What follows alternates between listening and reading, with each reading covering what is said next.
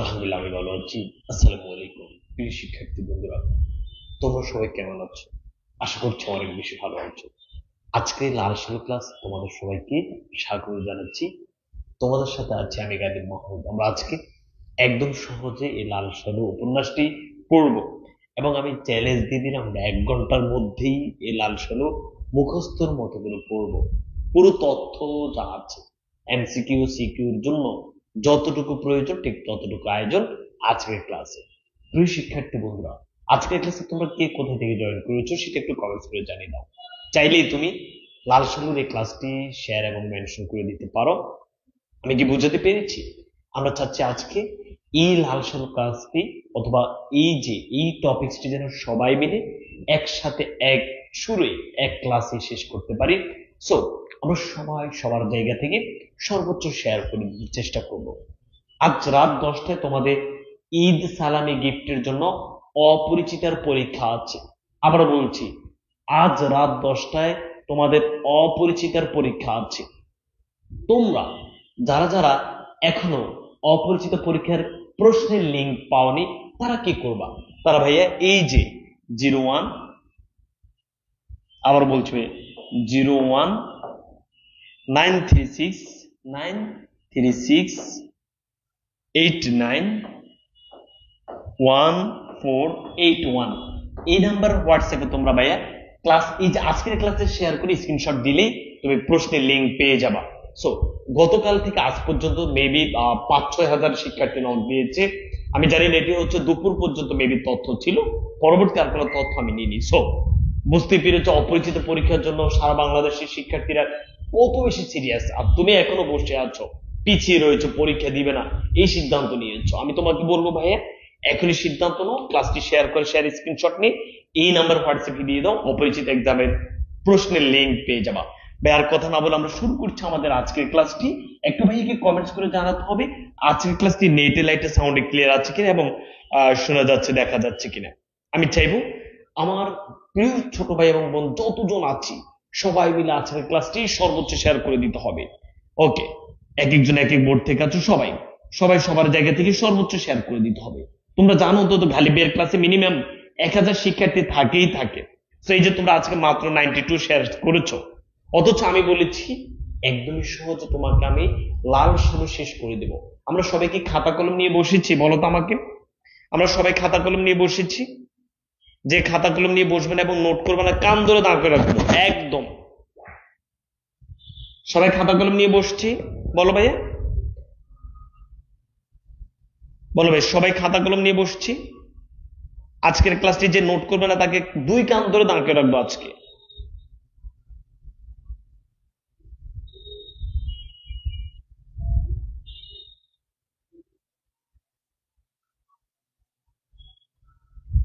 ঠিক আছে, ওকে ওকে, আমরা একটু মোটামুটি শেয়ার করেছি তো না?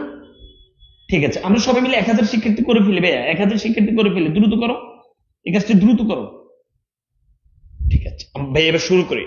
ওকে, তোমরা বলেছো ভাইয়া শুরু করতে, আমরা শুরু করব। বিসমিল্লাহির রহমানির রহিম। প্রিয় শিক্ষার্থী বন্ধুরা, তোমাদেরকে তোমাদের গালিব ভাইয়া আজকে লাল সালু উপন্যাসটি পড়াবে। মোটামুটি তোমরা এখানে যতজন আছো লাল সালুর যে মূল কাহিনীটি আছে এই কাহিনীটি তোমরা সবাই কিন্তু জানো। হয়তো এই লাল সালু থেকে প্রশ্ন আসলে সেটির সঠিক উত্তর অথবা এমসিকিউ সিকিউ যথাযথভাবে তুমি উত্তর দিতে পারো না, কোনো সমস্যা নেই। আজকের ক্লাসে ভাইয়া তোমাকে প্রত্যেকটি বিষয় এমন ভাবে ক্লিয়ার করে দিব, দেখবা যে তোমার লাল সালুর আর কোনো জায়গায় সমস্যা থাকবে না। লাল সালু উপন্যাস যদি আমি তোমাকে বোঝাতে যাই বা আমি তোমাকে বলতে যাই, তাহলে প্রথমে আমরা জেনে নিব এই লাল সালু উপন্যাসের মধ্যে কোন কোন চরিত্রগুলো আছে, কোন কোন ব্যক্তিরা আছেন যাদের ব্যাপারে আমরা জানবো, যাদের ব্যাপারে আমরা পড়বো, যাদের কাহিনীগুলো জানা মানেই হচ্ছে লাল সালু সম্পর্কে জানা। চলো আমরা তাদেরকে একটু দেখি। পুরো লাল সালুতে তুমি যাদেরকে দেখবা, তুমি দেখবা হচ্ছে মজিদকে। তুমি যদি নোট করার ইচ্ছে থাকে দ্রুত নোট করে ফেলতে পারো, অথবা ক্লাস শেষে নোট করতে পারবা। এখন শুধু স্ক্রিনশট নিয়ে নাও এবং হচ্ছে আমি যা বলি তা মনোযোগ সহকারে সুন্দর করে শুনো।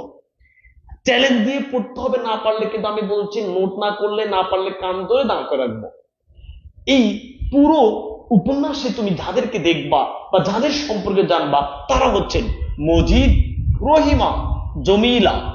এই মজিদের স্ত্রী হচ্ছে রহিমা এবং জমিলা। তার মানে এই মজিদ দুইটি বিয়ে করেছে, একজন হচ্ছে রহিমা আরেকজন হচ্ছে জমিলা। মুদাসসির পীর, আমি আপাতত আর কারো সম্পর্কে কিছু বলছি না, এক এক করে সব তথ্য তোমাকে আমি দিয়ে দিব প্রিয় শিক্ষার্থী বন্ধুরা। পরে হচ্ছে মুদাসসির পীর, খালেক ব্যাপারী, আমেনা, তনু বিবি, আকাশ, মোদাব্বির মিয়া, তাহের কাদেরের বাপ, রতন, তাহের, কাদের, হাসুনির মা, দুদু মিয়া, মতলুব খা, মাতব্বর রেহান আলী, কালুমতি, বৃদ্ধ সলেমনের বাপ, ধলা মিয়া, খোদেজা বিবি এবং এক বুড়ি। এই যে চরিত্রগুলো আছে পুরো লাল সাল উপন্যাসে, এই চরিত্রগুলো সম্পর্কে জানলে ভাইয়াকে বিশ্বাস করো পুরো লাল সাল তোমার জানা হয়ে যাবে। তাহলে ভাইয়া মোটামুটি তুমি চরিত্রগুলো দেখেছো, যদি তোমার মন চায় একবার স্ক্রিনশট দিয়ে নিতে পারো। ক্লাসের একদম শেষে কার সাথে কার কি সম্পর্ক একদম একদম তোমাকে আমি 3-4 মিনিটের মধ্যে পুরো লাল সালো সংক্ষেপে সামারি দিয়ে দিব ক্লাসের একদম শেষে। ওকে, আমরা সবাই এটা লিখেছি, সবাই এটা লিখেছি ও চরিত্রগুলো বুঝতে পেরেছি বলো তো আমাকে? ওকে প্রিয় শিক্ষার্থী বন্ধুরা, তুমি যখন চরিত্রগুলো বুঝেছো এইবার তুমি একটু খেয়াল করবা। এই যে তুমি এখানে যে মজিদকে দেখতে পাচ্ছ, এখানে একটা গ্রাম আছে, সুন্দর করে সবাই খেয়াল করবা। গ্রামটি হচ্ছে মোহাম্মদনগর গ্রাম, সুন্দর করে খেয়াল করবা সবাই। গ্রামটি হচ্ছে মোহাম্মদনগর গ্রাম।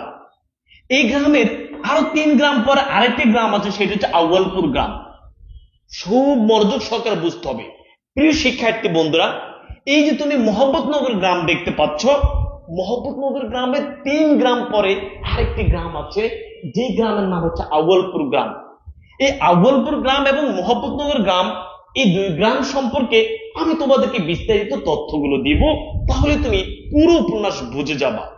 প্রিয় শিক্ষার্থী বন্ধুরা, এই মোহাম্মদনগর গ্রামে একদিন দুপুরে, মোহাম্মদনগর গ্রামের একটা রাস্তা আছে করিমগঞ্জ সড়ক, সুন্দর করে সবাই বুঝবা। এই মোহাম্মদনগর গ্রামের একটা রাস্তা আছে, রাস্তাটি হচ্ছে করিমগঞ্জ সড়ক। এই করিমগঞ্জ সড়কে একদিন দুপুরে রাস্তার উপরে, একদিন দুপুরে রাস্তার উপরে মজিদ নামে তুমি যাকে দেখতে পাচ্ছ মজিদ, এই মজিদ মুনাজাতের ভঙ্গিতে দাঁড়িয়েছিল। আবার বলছি প্রিয় শিক্ষার্থী বন্ধুরা, এই যে তুমি মোহাম্মদনগর গ্রাম যেটি দেখতে পাচ্ছ, মোহাম্মদনগর গ্রামের মতিগঞ্জ একটা সড়ক ছিল, এই সড়কের ঠিক উপরে মজিদ নামে তুমি যাকে দেখতে পাচ্ছ, এই মজিদ এই সড়কের উপরে ঠিক দুপুর বেলায় মুনাজাতের ভঙ্গিতে দাঁড়িয়েছিল। এখান থেকে কাহিনী শুরু।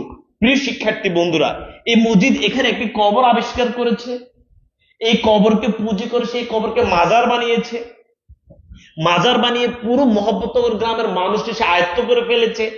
সে এখানে খালি হাতে এসে দুইটি বিয়ে করেছে। এই সকল তথ্য আমি এখন তোমাদেরকে জানাবো। ঠিক এই মোহাম্মদনগর গ্রামে 3 গ্রাম পরে আউয়ালপুর গ্রামে আরেকজন পীর এসেছে। এই মসজিদের সাথে এই পীরের সাথে ব্যাপক ঝগড়াঝাটি হয়েছে, সে বিষয়গুলো আমি তোমাদেরকে ক্লিয়ার করব। দেখবা ভাইয়া একদমই সহজে তুমি বুঝে যাবা আজকের ক্লাসটি। প্রিয় শিক্ষার্থী বন্ধুরা, প্রথমে যদি আমি তোমাকে মসজিদ সম্পর্কে বলি, তুমি এক এক করে সকল চরিত্রগুলো এখন জেনে যাবা। বিশ্বাস করো, চ্যালেঞ্জ দিয়ে পড়াবো, আমার কথার বাইরে কোনো প্রশ্ন আসবে না। মজিদ, এই মজিদ সম্পর্কে আমি যদি তোমাকে বলি, মজিদ ছিল ধর্ম ব্যবসায়ী, স্বার্থপর, গরিবের প্রতি অত্যাচারের প্রতীক। তুমি যদি চাও লিখে নিতে পারো, যেহেতু কম সময়, না লিখে তুমি শুধু আপাতত স্ক্রিনশট দিয়ে নাও। এছাড়া ওই যে আমি তোমাকে প্রথমে যে নাম্বারটি দিয়েছি, আমি আরো একবার নাম্বারটি দিই তোমাদেরকে, যাদের প্রয়োজন লাল সালুর এই পিডিএফ যাদের প্রয়োজন তারা হচ্ছে এই নাম্বারে 0193689141 এই নাম্বারে শেয়ারের স্ক্রিনশট দিলে তুমি এই লাল সালুর পিডিএফটা পেয়ে যাবা, যেহেতু তোমাদের অনেকেরই পিডিএফটা দরকার। ওকে প্রিয় শিক্ষার্থী বন্ধুরা, তাহলে দেখো এই মজিদ ছিল ধর্ম ব্যবসায়ী, স্বার্থপর ও গরিবের প্রতি অত্যাচারের প্রতীক, কুসংস্কার ও প্রতারণা এবং অন্ধবিশ্বাসের প্রতীক। এই মজিদ মোহাম্মদনগর গ্রামে মুদাসসির পীরের নামে একটা মাজার কায়েম করেছে। তোমাদেরকে ভাইয়া বলেছি এই মজিদ কি করেছে, ওই যে মোহাম্মদনগর গ্রামে ঠিক দুপুরবেলা একদিন এসে একটা মাজার কায়েম করেছে।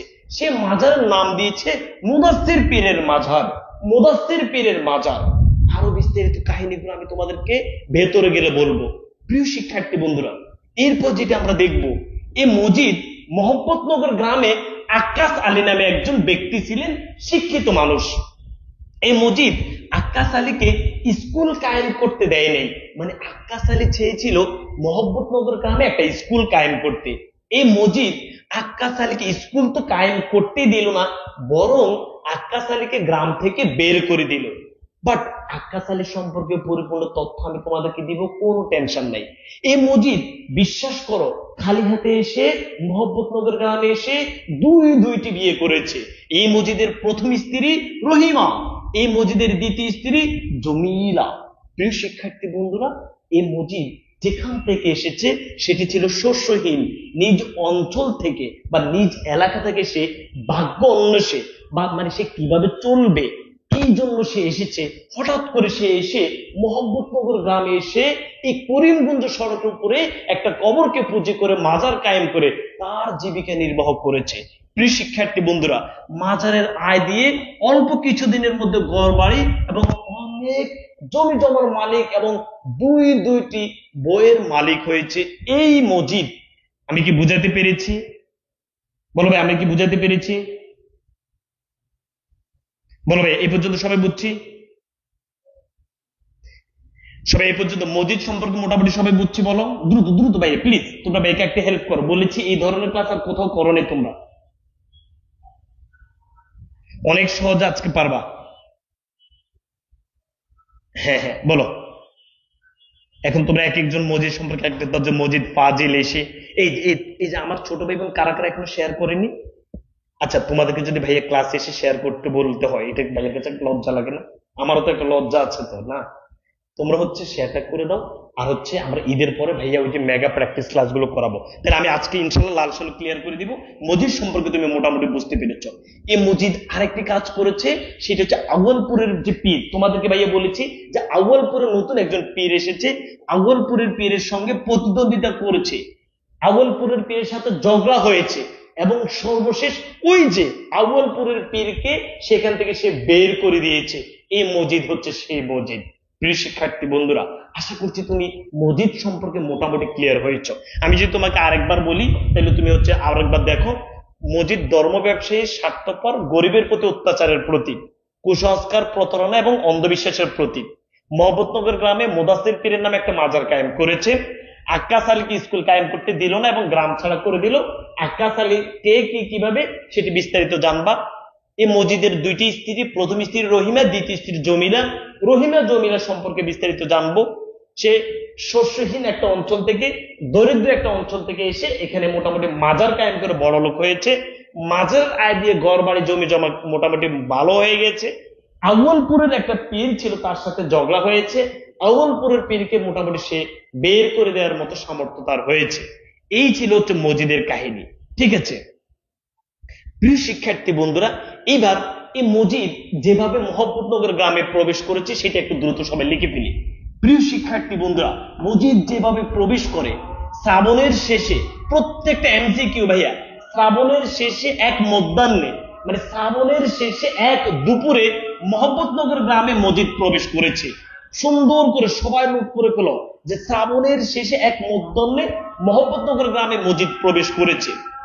ওই যে তোমাদেরকে বলেছি তাহের এবং কাদের দুই ভাই ছিল, ওরা মাছ ধরতেছে। হঠাৎ করে ওরা দেখতেছে যে করিমগঞ্জ যে সড়ক আছে সেখানে রাস্তার উপরে একটা লোক মুনাজাতের ভঙ্গিতে দাঁড়িয়ে আছে। ঠিক এই মুহূর্তে আমি যদি তোমাকে বলি যে মসজিদকে মোহাম্মদনগর গ্রামে সর্বপ্রথম কে দেখেছে, নিঃসন্দেহে তুমি বলতে পারবা তাহের এবং কাদের। যদি তোমাকে আমি প্রশ্ন করি যে তাহের এবং কাদের কে, তুমি বলবো আমাকে তাহের এবং কাদের হচ্ছে ভাইয়া দুইটি ভাই, তারা মাছ ধরতেছিল। তাহের কাদের মাছ শিকার করার সময় দেখলো মতিগঞ্জ সড়কের উপর মসজিদ মুনাজাতের ভঙ্গিতে দাঁড়িয়ে আছে। কোন সড়ক? মতিগঞ্জ সড়ক। মোহাম্মদনগর গ্রামের মতিগঞ্জ সড়কের উপর দিয়ে মুনাজাতের ভঙ্গিতে দাঁড়িয়ে আছে। আর এই চিত্রটি দেখেছে তাহের এবং কাদের ওই সময় মাছ ধরতেছিল। আচ্ছা, এই যে আমি তোমাকে বললাম মোহাম্মদনগর গ্রাম, এই মোহাম্মদনগর গ্রামের মাতব্বর ছিলেন, এই মোহাম্মদনগর গ্রামের মেম্বার ছিলেন, এই মোহাম্মদনগর গ্রামের মেইন বা প্রধান যিনি ছিলেন তিনি হচ্ছেন খালেক ব্যাপারী। এই মজিদ এবার কি করেছে, ওই যে মুনাজাত ছেড়ে এসে এবার খালেক ব্যাপারীর বাড়িতে এসেছে। কার বাড়িতে এসেছে? খালেক ব্যাপারীর বাড়িতে এসে মানুষকে সে তিরস্কার করেছে, চিল্লাচিল্লি করেছে যে তোমরা হচ্ছে বেএলেম, তোমরা এটা সেটা, এখানে এত বড় একজন পীর এসেছেন, তোমরা তাকে সম্মান করতে পারোনি, তোমরা এই কবরটি যত্ন করনি, এই সে করে সে অনেক মানুষকে অনেক তিরস্কার করেছে, অনেক কিছু বলেছে। আমি কি ভাই তোমাদেরকে বুঝাতে পেরেছি? ভাই বুঝতে পেরেছো? আচ্ছা, এই যে প্রিয় শিক্ষার্থী বন্ধুরা, এই খালেক ব্যাপারীর বাড়িতে এই যে মজিদ এসে তিরস্কার করেছে, এখানে কে কে ছিল? এখানে ছিল রেহান আলী, সবাই লিখে ফেলো ভাইয়া, মাতব্বর রেহান আলী। আর কে কে ছিল? রেহান আলী ছিল, এখানে ছিল কালোমতি, কালোমতি ছিল, এখানে ছিল বৃদ্ধ সলোমনের বাপ, সলেমনের বাপ। এই সলোমনের বাপের একটা রোগ ছিল, সেটি হচ্ছে হাঁপানি রোগ। হাঁপানি রোগ সবাই দ্রুত লিখে ফেলি। রতন, রতন আমি সব ক্লিয়ার করে দিব ভাইয়া, তাহের কাদের রতন হাসনির্মা, কোনো টেনশন নেই, তোমরা আগে এটা লিখে ফেলো যে সেই গ্রামে কিভাবে প্রবেশ করেছে। শ্রাবণের শেষে একটা দুপুর বেলায় মোহাম্মদনগর গ্রামে সে প্রবেশ করেছে। মোহাম্মদনগর গ্রামের মতিগঞ্জ একটা রাস্তা আছে, ওই রাস্তার উপরে সে মুনাজাতের ভঙ্গিতে দাঁড়িয়েছিল। আর এই চিত্রটি দেখেছে তাহের এবং কাদের। তাহের এবং কাদের ওই সময় মাছ ধরতে ছিল, এখানে একটা মাছের কথা আছে, সেই মাছটা হচ্ছে রুই মাছ, সবাই আমরা লিখে ফেলবো, রুই মাছের কথা আছে এখানে। আচ্ছা, তাহের কাদের যখন দেখতেছে সে মুনাজাতের ভঙ্গিতে দাঁড়িয়ে আছে, অবশেষে সে বা মজিদ খালেক ব্যাপারী বাড়িতে এসেছে। তুমি আমাকে প্রশ্ন করো যে ভাইয়া খালেক ব্যাপারী কে? খালেক ব্যাপারী হচ্ছে মোহাম্মদনগর গ্রামের মাতব্বর।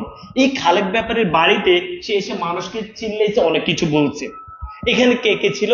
এখানে মাতব্বর রেহান আলী ছিল, এখানে কালোমতি ছিল, এখানে বৃদ্ধ সলোমনের বাপ ছিল।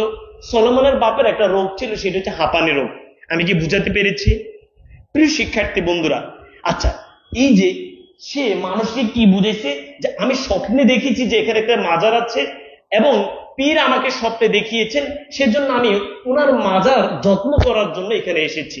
আচ্ছা, তোমার প্রশ্ন থাকতে পারে যে ভাইয়া মুদাসসির পীর কেন নাম দিয়েছে? মুদাসসির অর্থ হচ্ছে নাম না জানা। যেহেতু মজিদ এই পীরের নাম জানেন না, অথবা কবরে কে আছেন সে তো নামে জানে না, এই কারণে নাম দিয়েছেন মুদাসসির, অর্থ হচ্ছে নাম না জানা, নাম না জানা। বুঝতে পেরেছি ভাই? বলো বুঝতে পেরেছি? ওকে, ওকে, ঠিক আছে, ঠিক আছে প্রিয় শিক্ষার্থী বন্ধুরা, সবাই আমরা বুঝতে পেরেছি? বলো, আমরা যারা এখনো শেয়ার করিনি ভাই একদম বলো, মন থেকে বলো, আমরা সবাই এই পর্যন্ত সবাই বুঝতে পেরেছি? আচ্ছা, এইবার আমরা যেটা দেখবো সেটা হচ্ছে মাজার কিভাবে কায়েম করেছে। এরপর ভাই এক এক করে সব তথ্য, সে কিভাবে এখানে এসেছে, মাজার কিভাবে কায়েম করেছে। ওকে, ঠিক আছে, ঠিক আছে প্রিয় শিক্ষার্থী বন্ধুরা। ওকে, এবার যেটা আমরা দেখবো সে মাজার কিভাবে কায়েম করেছে। সে প্রথমে জঙ্গল সাফ করেছে, তুমি তো জানো সেটি হচ্ছে বাগান, বাগানে একটা কবর ছিল, সেটা প্রথমে জঙ্গল সাফ করেছে। এরপরে ইট সুরকি দিয়ে সে প্রাচীন কবর, সে প্রাচীন একটা কবর ছিল, সে কবরকে সদ্য মৃত কোনো মানুষের কবর মতো নতুন দেহ ধারণ করলো। মানে সে এমন ভাবে পরিষ্কার করেছে মাজারটিকে বা কবরটিকে, এখন মনে হচ্ছে যেন নতুন একটি কবর।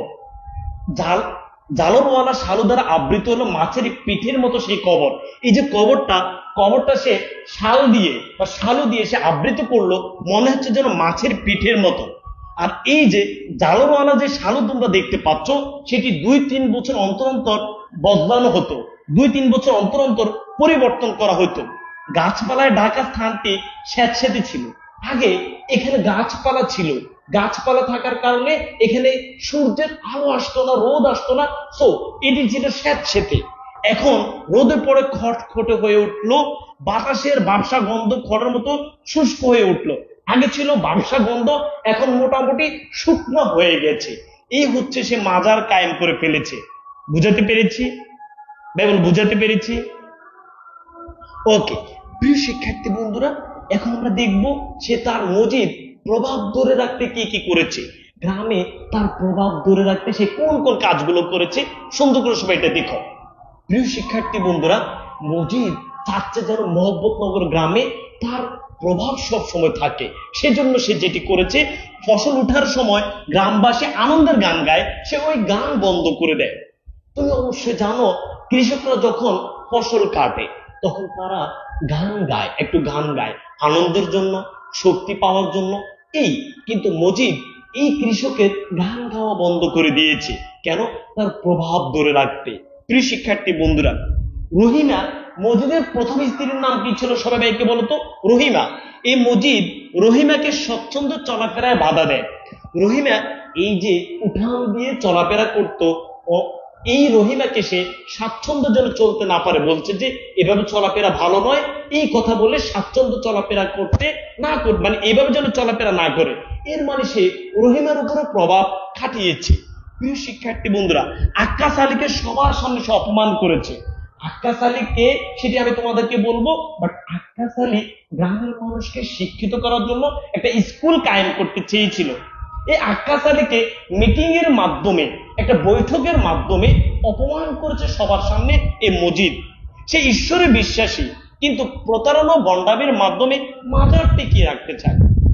মজিদ আসলে ঈশ্বরকে বিশ্বাসী, আল্লাহ সুবহানাহু ওয়া তাআলাকে বিশ্বাস করত, কিন্তু সে মাজার এবং বন্ডামির মাধ্যমে, সে প্রতারণা এবং বন্ডামির মাধ্যমে মাজারটি টিকিয়ে রাখতে চেয়েছিল। মাঝে মধ্যে তার নিজের মধ্যে হতাশা ভর করত, এটা তো কবর, এটা তো মাজার নয়, মানে কার মাজার এটি তো আমি নিজে জানি না।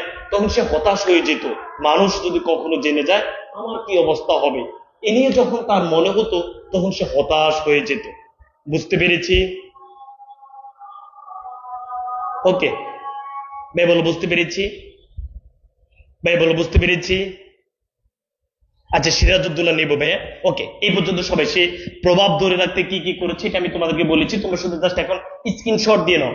এবার আমরা তোমাকে দেখাবো যেটি ভাই, সেটা হচ্ছে খালেক ব্যাপারী। সবাই সুন্দর করে দেখো ভাই, খালেক ব্যাপারী। তোমরা যদি ভাইয়ার এই ক্লাসটি সুন্দর করে মনোযোগ সহকারে করো, বিশ্বাস করো ভাইয়া, এর বাইরে একটা প্রশ্ন নাই। খালেক ব্যাপারী, তোমাদেরকে ভাইয়া খালেক ব্যাপারী সম্পর্কে বলেছি, বলো তো উনি কে? উনি হচ্ছে মহব্বতনগর গ্রামের মাতব্বর। ধরে নাও উনি হচ্ছে মহব্বতনগর গ্রামের মেম্বার।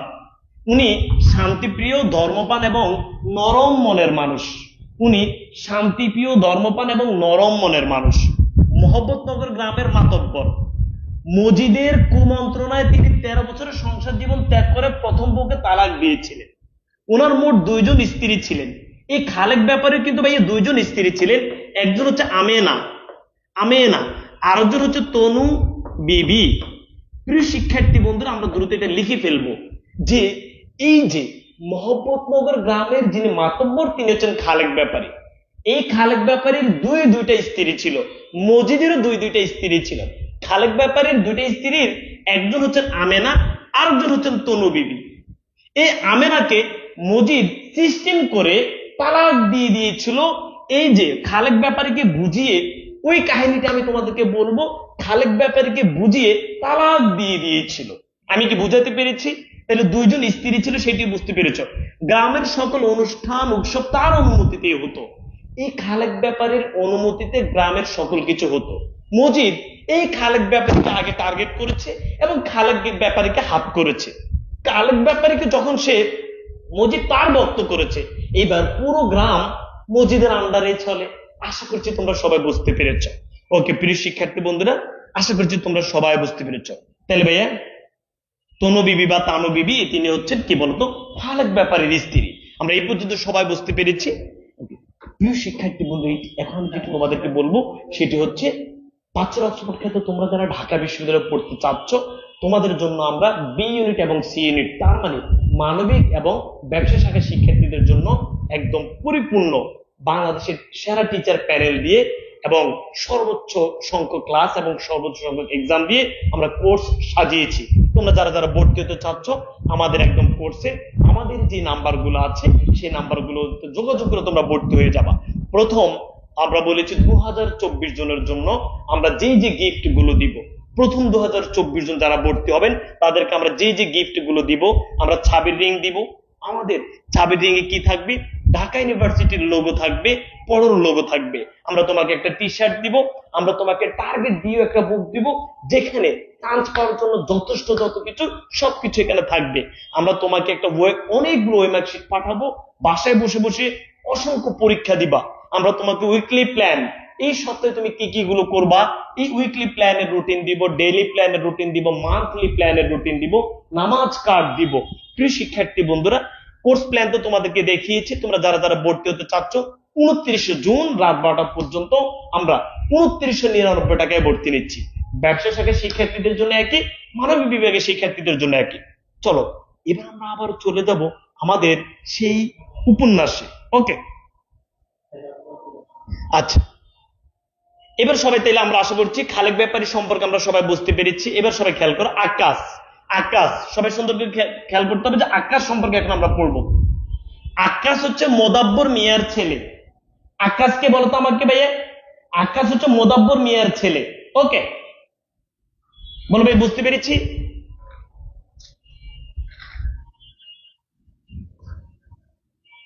আচ্ছা ঠিক আছে, ওকে। আকাশকে, এই আকাশ হচ্ছে মোদাব্বর মিয়ার ছেলে। আকাশ একটা স্কুল প্রতিষ্ঠা করতে চেয়েছিল। এই আকাশ কিন্তু ভাইয়া বিদেশে গিয়ে পড়ে আসছে। এই আকাশ কিন্তু ভাইয়া বিদেশে গিয়ে পড়ে আসছে। এখন সে চেয়েছে মোহাম্মদনগর গ্রামে একটা স্কুল প্রতিষ্ঠা করতে। স্বাভাবিকভাবে তুমি চিন্তা করো, মোহাম্মদনগর গ্রামের সকল মানুষ যদি শিক্ষিত হয়ে যায়, তাহলে কি মানুষ আর মসজিদকে মানবে? মানুষ আর ওই যে মাজারে যাবে? অবশ্যই না। সো এই মসজিদ সবচেয়ে বেশি পিছলে গেছে আকাশের বিরুদ্ধে। গ্রামবাসী শিক্ষিত হয়ে মাজার কেন্দ্রিক জীবনধারা থেকে যেন সরে না যায়, সেজন্য মসজিদ শিক্ষিত যুবক আকাশের বিরুদ্ধে কাজ করে, আকাশের বিরুদ্ধে মিটিং করেছে। মিটিং করে আকাশকে অপমান করেছে। অপমান করে আকাশকে গ্রাম থেকে, মোহাম্মদনগর গ্রাম থেকে বের করে দিয়েছে। আকাশের স্কুল কায়েমের স্বপ্ন ভেঙে চুরমার হয়ে গেছে। মসজিদের কূটকৌশলে আকাশ গ্রাম ছেড়ে চলে যেতে বাধ্য হয়েছে। এই আকাশ দেশে যখন ছিলেন তখন কোথায় পড়েছেন? এই আকাশ দেশে যখন ছিলেন তখন করিমগঞ্জের স্কুলে পড়েছেন। সবাই দ্রুত লিখে ফেলবে, করিমগঞ্জের স্কুলে, করিমগঞ্জের স্কুলে পড়েছেন, করিমগঞ্জের স্কুলে পড়েছেন। তাহলে ভাইয়া আকাশের ব্যাপারে তুমি ক্লিয়ার। আকাশকে মোদাব্বর মিয়ার ছেলে, আকাশ বিদেশে পড়াশোনা করেছে, দেশে থাকতে সে করিমগঞ্জের স্কুলে পড়াশোনা করেছে। আকাশ একটা স্কুল প্রতিষ্ঠা করতে চেয়েছিল, বাট মসজিদ তাকে প্রতিষ্ঠা করতে দেয়নি। এরপরে মিটিং এর মাধ্যমে এই মসজিদ আকাশের গ্রাম থেকে বের করে দিয়েছে। মিটিং এ কি প্রশ্ন করেছে জানো? মিটিং এ প্রশ্ন করেছে যে তোমার দাড়ি কই মিয়া। এই যে মসজিদ যে কোনো লোককে মিয়া বলে সম্বোধন করত। আবারও বলছি, মসজিদ যে কোনো লোককে মিয়া বলে সম্বোধন করত। আকাশ এই ছেলেটাকে মসজিদ প্রশ্ন করেছে তোমার দাড়ি কই মিয়া, মানে এই কথা বলে তাকে প্রথমে অপমান করা শুরু করে দিয়েছে। আশা করছি তোমরা সবাই বিষয়টি বুঝতে পেরেছ। আচ্ছা, এই স্কুলের পরিবর্তে মসজিদ চিন্তা করেছে, আচ্ছা গ্রামের মানুষকে স্কুলের পরিবর্তে এখন অন্যমুখী করতে হবে। কূটকৌশলে সে মসজিদ প্রতিষ্ঠার কথা বলেছে। মসজিদ একটা মসজিদ প্রতিষ্ঠার কথা বলেছে। মসজিদ প্রতিষ্ঠার কথা বলার কারণে সবাই মিলে সিদ্ধান্ত নিয়েছে না স্কুল কোনো দরকার নেই, মসজিদ দরকার। দেখছো তার কৌশলটা। এখন মসজিদের খরচ কে দিবে? তখন ওই যে খালেক ব্যাপারী আছে, খালেক ব্যাপারী বলেছে তিনি 12 আনা খরচ দিবেন, আর বাকিগুলো গ্রামবাসী দিবেন। 12 আনা মানে যত খরচ যাবে তার 12 আনা দিবেন হচ্ছে কে বলতো আমাকে? তার 12 আনা দিবেন হচ্ছে খালেক ব্যাপারী। ঠিক আছে, যত খরচ হবে ওই মসজিদের 12 আনা খরচ দিবেন। তোমাদের এমসিকিউ আসবে, ওই মসজিদের 12 আনা খরচ দিবেন হচ্ছে খালেক ব্যাপারী। 12 আনা খরচ দিবেন হচ্ছে খালেক ব্যাপারী, বাকি খরচগুলো হচ্ছে অন্যান্য গ্রামবাসী দিবে। আশা করছি তোমরা এই পর্যন্ত সবাই বুঝতে পেরেছি। বলো, এই পর্যন্ত সবাই বুঝতে পেরেছি? মন থেকে বলো ভাইয়া, বলো এই পর্যন্ত সবাই বুঝতে পেরেছি?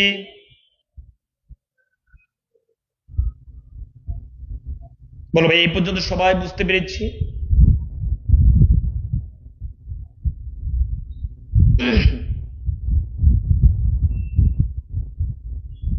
সবাই বুঝতে পেরেছো? ওকে, থ্যাংক ইউ। একদম মুখস্থের মতো না ভাই, আকাশ সম্পর্কে তুমি একদমই ক্লিয়ার না? দেখছো, এভাবে যখন তুমি পড়বে ভাই একটা উপন্যাস, এরপর আমরা পড়াবো নাটক সিরাজউদ্দৌলা, এবং তোমাদের জন্য তো মেগা ক্লাস থাকবেই, সেগুলো তো বলেছি। প্রিয় শিক্ষার্থী বন্ধুরা, এ পর্যায়ে ভাইয়া তোমাদেরকে যেটি বলবো সেটি হচ্ছে রহিমা। আমি মুখস্থ করে দেব ইনশাআল্লাহ। রহিমা ভাইয়া, এই যে রহিমাকে মজিদ মিয়ার প্রথম স্ত্রী রহিমা, সবাই খেয়াল করতে হবে। এই যে রহিমাকে মজিদ মিয়ার প্রথম স্ত্রী, মজিদ মিয়ার প্রথম স্ত্রী, মজিদ মিয়ার প্রথম স্ত্রী, ওকে। এরপরে হচ্ছে মোহাম্মদনগর গ্রামের মেয়ে। তাইলে ভাইয়া রহিমাকে মজিদ মিয়ার প্রথম স্ত্রী, মোহাম্মদনগর গ্রামের মেয়ে, ভালো মেয়ে, আল্লাহকে ভয় পেত, মাজার মানত না। বাট মজিদ মিয়ার চিন্তা ভাবনার বিপরীত। যদিও রহিমা মজিদের বউ হয়, বাট মজিদ যে চিন্তা ভাবনা করে, রহিমা কিন্তু মজিদের চিন্তা ভাবনার বিপরীত মুখী ছিল। কিন্তু মাজার না মানলেও এই রহিমা তার স্বামীর, তার মানে মজিদের অনেক ভক্ত ছিল। সে খুব ঠান্ডা এবং ভীতু মানুষ ছিল। শারীরিক আকার ছিল লম্বা চৌড়া এবং বেশ শক্তি সম্পন্ন। এই রহিমা কোন কোন কাজগুলো করতো তুমি কি জানো? এই রহিমা ওই যে ধান, ধান বাপাইতো, বা ধানকে ওই যে ধান যেভাবে ধান চাউল করতে যে যে কাজগুলো, বড় বড় পাতিল গুলো সে কিন্তু ভাইয়া তুলতে পারতো। এরকম সে শক্তি সম্পন্ন এবং বড় দেহ সম্পন্ন ছিল। তিনি কিন্তু ভাইয়া, এই রহিমা কিন্তু ভাইয়া, এই রহিমা কিন্তু ভাইয়া গাই মানে গরু পালতেন। গাই পালতেন মানে গরু পালতেন। বুঝাতে পেরেছি? এই রহিমের কিন্তু ভাইয়া কোনো রাগ ছিল না, কোনো রাগ ছিল না, রাগ ছিল না। এবং এই রহিমা খুব স্বল্প ভাষী ছিলেন, মানে অল্প কথা বলতেন। স্বল্প ভাষী ছিলেন, স্বল্প ভাষিনী ছিলেন, স্বল্প ভাষিনী ছিলেন মানে অল্প কথা বলতেন। স্বল্প ভাষিনী ছিলেন, অল্প কথা বলতেন। ভাইয়া দেখো একদম রহিমার সম্পর্কে তুমি ক্লিয়ার? ওকে, আরেকবার বলছি। রহিমা মজিদের প্রথম স্ত্রী রহিমা, মোহাম্মদনগরে এই রহিমার বাড়ি। ভালো মেয়ে, আল্লাহকে ভয় পেত, মাজার মানত না। মজিদের মানে তার স্বামীর চিন্তা ভাবনার বিপরীতমুখী ছিল। বাট তার স্বামীকে কিন্তু সে ভালো মানত, আনুগত্য করত। মাজার না মানলেও স্বামীর মানে আনুগত্য করত। ঠান্ডা এবং ভীতু মানুষ ছিল। শারীরিক আকার ছিল লম্বা চৌড়া এবং বেশ শক্তি সম্পন্ন। সে ধানের সকল কাজগুলো করতে পারত। সে গায়ে পালতো। তার একদমই রাগ ছিল না। আর স্বল্প ভাষী বা অল্প কথা বলতেন। বলো রহিমা সম্পর্কে সবাই ক্লিয়ার? একদম সবাই মন থেকে বলো, রহিমার সম্পর্কে আমরা সবাই ক্লিয়ার হয়েছি? বলেছি আমি তোমাকে ভাইয়া লাল শালু ক্লিয়ার করে দিব আজকে, আরেকদিন তোমাকে সিরাজউদ্দৌলা ক্লিয়ার করে দিবে ইনশাল্লাহ। বলো রহিমার সম্পর্কে সবাই ক্লিয়ার? যতজন আছি রহিমার সম্পর্কে সবাই ক্লিয়ার? ওকে, সবাই ক্লিয়ার হয়েছে, থ্যাংক ইউ। ঠিক আছে, ঠিক আছে। প্রিয় শিক্ষার্থী বন্ধুরা, চলো এবার আমি তোমাকে যার সম্পর্কে বলবো তিনি হচ্ছেন জমিলা। তুমি আগে প্রশ্ন করো যে ভাইয়া জমিলা কে? জমিলা হচ্ছে মজিদের দ্বিতীয় স্ত্রী, গরিব ঘরের মেয়ে, বয়স ছিল অনেক কম। তার মানে এই যে মজিদকে তুমি দেখতে পাচ্ছ, মজিদ একদম অল্প বয়সে একটা মেয়েকে বিয়ে করেছে। সেই মেয়েটি হচ্ছে এই জমিলা, নিতান্তই একদম কিশোরী। রহিমা একটু বকা দিলেই, এই যে রহিমা তো হচ্ছে তার সতীন, রহিমা একটু বকা দিলে তার চোখে জল এসে যেত। এক সময় জমিলা মসজিদের মুখে থুতু দিয়েছিল। একবার এই জমিলা মসজিদের মুখে থুতু দিয়েছিল, এটা মাথায় রাখবা। ওকে। মাজার এবং অন্ধবিশ্বাসের খুবই বিপরীত ছিল এই জমিলা। মাজার এবং অন্ধবিশ্বাস এগুলো একদমই মানত না। সন্ধ্যা হতে না হতে ঘুমিয়ে পড়তো। জমিলা একদম ছোট ছিল, ছোট মানে আবার বাচ্চা না আর কি, মানে সন্ধ্যা হতে না হতে কিন্তু ঘুমিয়ে পড়তো। মাঝে মাঝে জায়নামাজে সেজদায় ঘুমিয়ে পড়তো। এই হচ্ছে জমিলার কাহিনী। দেখছো জমিলার সম্পর্কে তুমি একদমই মুখস্থ ভাইয়া? ওকে। আচ্ছা শোনো, তুমি এখানে ক্লাস করতে আসছো না দুই একজন মানে নিজেকে পণ্ডিত মনে করার জন্য, এই যে জমিলা মজিদ দুই বিয়ে করেছে সেগুলো বলো না ভাইয়া। এখানে তোমাদের পরীক্ষাটা অল্প কয়দিন আছে, একটু পোলাইট হোক, অনেক ভালো করতে পারবা। ভাইয়া যেটা বলছি যে জমিলা মজিদ মিয়ার স্ত্রী, গরিব ঘরের মেয়ে, বয়স ছিল কম, নিতান্তই কিশোরী। রহিমা একটু বকা দিলেই তার চোখে পানি এসে যেত। এক সময় জমিলা মসজিদের মুখে একবার থুতু দিয়েছিল, মানে তার স্বামীর মুখে একবার থুতু দিয়েছিল। মাজার এবং অন্ধবিশ্বাসের বিপরীত ছিল। সন্ধ্যা হতে না হতে ঘুমিয়ে পড়তো। মাঝে মাঝে জায়নামাজে মানে নামাজ পড়তে গিয়ে জায়নামাজে ঘুমিয়ে যেত। বলো সবাই এই পর্যন্ত ক্লিয়ার?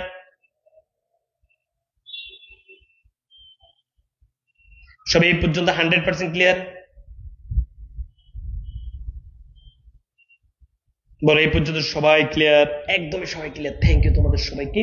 প্রিয় শিক্ষার্থী বন্ধুরা, এরপর আমি সর্বশেষ তোমাদেরকে যখন সামারি দিব, এত সহজে তোমার এটা মনে থাকবে।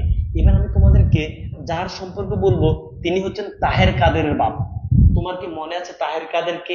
ওই যে মজিদ যখন মোহাম্মদনগর গ্রামে এসেছেন, প্রথম তিনি যাকে মানে প্রথম যারা তাকে দেখছেন তারা হচ্ছেন তাহের কাদের। এখন আমরা এই তাহের কাদেরের বাপ সম্পর্কে জানবো। মজার ব্যাপার হচ্ছে গল্পে তাহের এবং কাদেরের বাপের নামটা জানা যায়নি, নাম পাওয়া যায়নি। এই তাহের কাদেরের বাপ খুবই বদরাগী এবং জিদি মানুষ ছিলেন, একসময় অনেক বুদ্ধিমান মানুষ ছিলেন। এই তাহের কাদেরের বাপের চারটি সন্তান ছিল, চারটি সন্তান ছিল। এক রতন, দুই তাহের, তিন কাদের, চার হাসুনির মা। হাসুনির মায়ের নামটি আমরা জানি নেই, মানে গল্পে বা উপন্যাসে হাসুনির মায়ের নামটি নেই, বাট হাসুনি হচ্ছে ছেলে, হাসুনির মা। এই চারজন হচ্ছে তাহের কাদেরের বাপের সন্তান। আশা করছি বুঝতে পেরেছ। প্রিয় শিক্ষার্থী বন্ধুরা, এখন আমরা যেটি দেখবো সেটি হচ্ছে যে ভাইয়া আমরা একটু সবাই শেয়ার করে একদম সবাই মিলে যেন আমরা এই উপন্যাসটি শেষ করতে পারি। এরপর আমরা যেটি দেখবো ভাইয়া, বউয়ের সাথে ঝগড়া, গালিগালাজ করতো, বউ তাকে গালিগালাজ করতো। তুমি দেখবা এখন গ্রামে কিছু বৃদ্ধ এবং বৃদ্ধা আছেন, বুড়া বুড়ি আছেন, যারা প্রচুর ঝগড়া করেন। এই এই যে তাহের কাদেরের বাপ এবং তাহের কাদেরের মা প্রচুর ঝগড়া করতো। তাইলে ভাইয়া বউয়ের সাথে ঝগড়া, গালিগালাজ করতো, বউ তাকে ভরপুর গালিগালাজ করতো। পারিবারিক বিবাদকে কেন্দ্র করে নিজের মেয়ের গায়ে হাত তুলে একবারে পারিবারিক একটা ঝগড়া হয়েছে। এই ঝগড়ার কারণে এই তাহের কাদেরের বাপ তার মেয়ের গায়ে হাত তুলেছে। ওই যে হাসুনির মা, হাসুনির মায়ের গায়ে হাত তুলেছে। তাহলে ভাইয়া এই বৃদ্ধ লোকটি কার গায়ে হাত তুলেছে? হাসুনির মায়ের গায়ে হাত তুলেছে। মজিদের অপমান সহ্য করতে না পেরে নিরুদ্দেশ হয়ে গেছে। এই যে হাসুনির মায়ের গায়ে হাত তুলেছে, তোলার পর এটার একটা বিচার হয়েছে। তুমি তো জানো এখন বিচারগুলো কে করে? মজিদ করে। বিচারের অপমান সহ্য করতে না পেরে এই বৃদ্ধ লোকটি নিরুদ্দেশ হয়ে গেছে, কোথায় হারিয়ে গেছে। মেয়ের গায়ে হাত তোলার অপরাধে মজিদ তাহের কাদেরের বাপের বিচার করলো, মানে হাসুনের মার গায়ে হাত তোলার অপরাধে মজিদ এই বৃদ্ধ লোকের বিচার করলো। প্রশ্ন ভাইয়া, বিচার কি হয়েছে? এটা তো বিচার কি হয়েছে, দুইটা সিদ্ধান্ত দিয়েছে মজিদ। দ্বিতীয় হচ্ছে মাজারে 5 পয়সার সিন্নি দেওয়া। ভাইয়া তোমার যদি জ্ঞানমূলক প্রশ্ন আসে, অনুধাবনমূলক প্রশ্ন আসে, তাহলে একদম সহজে দিয়ে দিবা যে তাহের কাদেরের বাপের কি বিচার হয়েছে, মজিদ তাহের কাদেরের বাপের কি বিচার করেছে। মেয়ের কাছে মাপ চাইতে হবে, মেয়েকে হাসুনির মা। দ্বিতীয় হচ্ছে মাজারে 5 পয়সার সিন্নি দিতে হবে, মাজারে 5 পয়সার সিন্নি দিতে হবে। আমি কি বুঝাতে পেরেছি? চলো আমরা আরেকবার তাহলে এই বিষয়টি দেখি। তাহেরের কাদেরের বাপের নামটি পাওয়া যায়নি, বদরাগী ও জেদি মানুষ, একসময় অনেক বুদ্ধিমান মানুষ ছিল, চারটি সন্তান ছিল। রতন, তাহের কাদের, হাসুনির মা। বউয়ের সাথে ঝগড়া, গালিগালাজ করতো, বউ তাকে ভরপুর গালিগালাজ করতো। পারিবারিক একটা ঝগড়া হয়েছে, এখানে সে তার নিজের মেয়েকে, হাসুনির মাকে গায়ে হাত তুলেছে। মজিদে এই বিচার করেছে মজিদ, অপমান সহ্য করতে না পারে এই তাহের কাদের বাপ নিরুদ্দেশ হয়ে গেছে। যে দুইটি বিচার হয়েছে সেটি হচ্ছে মেয়ের থেকে মাপ চাইতে হবে, মাজারে 5 পয়সার সিন্নি দিতে হবে। বলো বুঝা গেছে? বলো ভাই বুঝা গেছে? ভাই এই পর্যন্ত সবাই বুঝতে পেরেছি? চলো প্রিয় শিক্ষার্থী বন্ধুরা, এখন আমরা যেটি দেখবো সেটি হচ্ছে হাসুনির মা। এখন আমরা হাসুনির মা সম্পর্কে জানবো। এই হাসুনির মার যে হাসুনি তোমরা দেখতে পাচ্ছ, সে হচ্ছে মোটা তাজা ছেলে, তাহের কাদেরের বোন। এই হাসুনির মা বিধবা, দরিদ্র এবং দুর্বল, মানে এই হাসুনির মায়ের স্বামী মারা গেছে, এখন সে বিধবা, দরিদ্র এবং দুর্বল। যেহেতু স্বামী মারা গেছে এই কারণে সে আর বিয়ে বসেনি, বাপের বাড়িতে চলে এসেছে। স্বামীর মৃত্যুর পর বাবার বাড়িতে চলে আসে, এখন সে বিধবা, বিয়েও করতে তার আপত্তি, মানে সে আর বিয়ে করবে না। শ্বশুর বাড়িতেও যায় না, কারণ শ্বশুর বাড়ির মানুষ অনেক খারাপ। সে একটা জিনিসকে খুব ভয় পাইতো, যখন জ্বর আসতো, জ্বর এলে সে অনেক ধরনের হইচই করতে থাকতো। অন্যর বাড়িতে সে ধান বানার কাজ করত। তোমরা তো জানো যে গ্রামের এক মানুষ অন্য মানুষের বাড়িতে কাজ করে। এই হাসনের মা বিভিন্ন মানুষের বাড়িতে ধানের কাজগুলো করত। সবচেয়ে বেশি কাজ করেছে রহিমাদের বাড়িতে, মানে মজিদের বাড়িতে। তাহলে ভাই আমরা দ্রুত এটা লিখে ফেলি বা বুঝিনি। হাসুনির মা, হাসুনি হচ্ছে মোটা তাজা ফোলা, তাহের কাদেরের বোন, বিধবা, দরিদ্র এবং দুর্বল, স্বামীর মৃত্যুর পর বাবার বাড়িতে চলে আসে, সে হচ্ছে বিধবা, বিয়ে করতে তার এখন আপত্তি, শ্বশুর বাড়িতে সে এখন আর যায় না, শ্বশুর বাড়ির মানুষ অনেক খারাপ, জ্বর এলে সে অনেক হইচই করতে থাকে, অন্যর বাড়িতে দান বানার কাজ করে। বল ভাই সবাই ক্লিয়ার? এই পর্যন্ত সবাই ক্লিয়ার? সবাই বুঝতে পেরেছো? Thank you. চলো প্রিয় শিক্ষার্থীগুলো, তোমরা শুধু আমার কথাটা শুনে রাখো এবং স্ক্রিনশট দিয়ে নাও। তারপরে দেখবা যে তোমরা যখন নোট করবে একদম সহজে মনে থাকবে। ভাইয়া পরীক্ষার বাকি তো আর বেশি দিন নেই, 30শে জুন তো তোমাদের বাংলা পরীক্ষা। এখন আমরা জানবো দুদু মিয়া সম্পর্কে। সব একটু খেয়াল করতে হবে। ভাইয়া দুদু মিয়া একটু দেখো, ভাইয়া দুদু মিয়া। ওকে, ঠিক আছে। আচ্ছা, এই দুদু মিয়া আধা পাকা মাথা ছিল, মানে তার অর্ধেক চুল পেকেছে আর অর্ধেক চুল পাকেনি।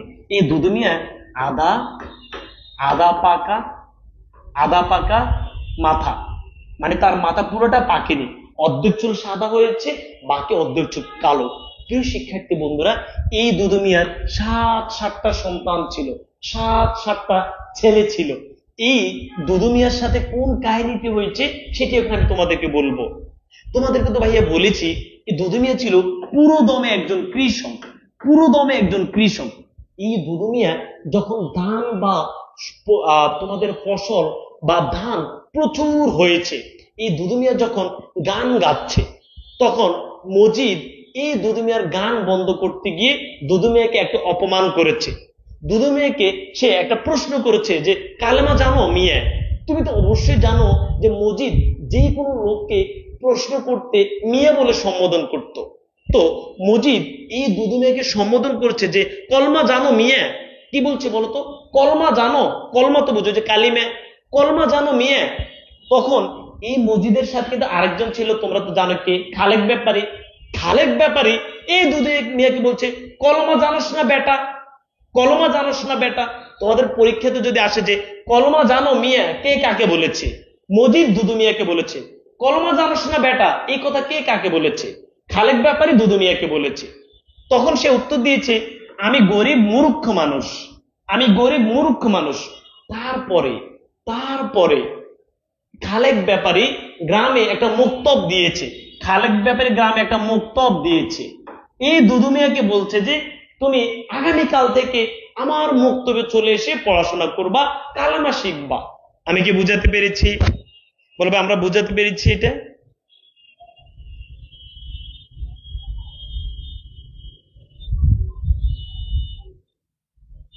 ওকে, ঠিক আছে প্রিয় শিক্ষার্থী বন্ধুরা, আশা করছি তোমরা সবাই বুঝতে পেরেছ। ওকে ওকে ভাইয়া, এখন আমরা যেটি দেখবো সেটি হচ্ছে আমেনা। আমেনা, প্রিয় শিক্ষার্থী বন্ধুরা, এবার তোমরা একটু আমাকে বলো তো আমেনাকে। আমেনা হচ্ছে খালেক ব্যাপারীর প্রথম স্ত্রী। সবাই দ্রুত খেয়াল করতে হবে। এই পর্যায়ে আমরা যাকে নিয়ে কথা বলবো সে হচ্ছে আমেনা, খালেক ব্যাপারীর প্রথম স্ত্রী।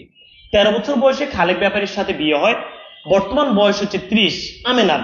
সুন্দর করে বুঝবা, খালেক ব্যাপারীর প্রথম স্ত্রী, খালেক ব্যাপারীর প্রথম স্ত্রী। আচ্ছা, ও প্রিয় শিক্ষার্থী বন্ধু, তোমাদেরকে ভাই এটা বলতে ভুলে গেছি, এই যে দুদু মিয়ার সাথে যে কাহিনীটি হয়েছে, সেখানে কিন্তু ওই দিন দুদু মিয়ার সাথে, দুদু মিয়ার 7 ছেলের মধ্যে কিন্তু এক ছেলে দুদু মিয়ার সাথে ছিল।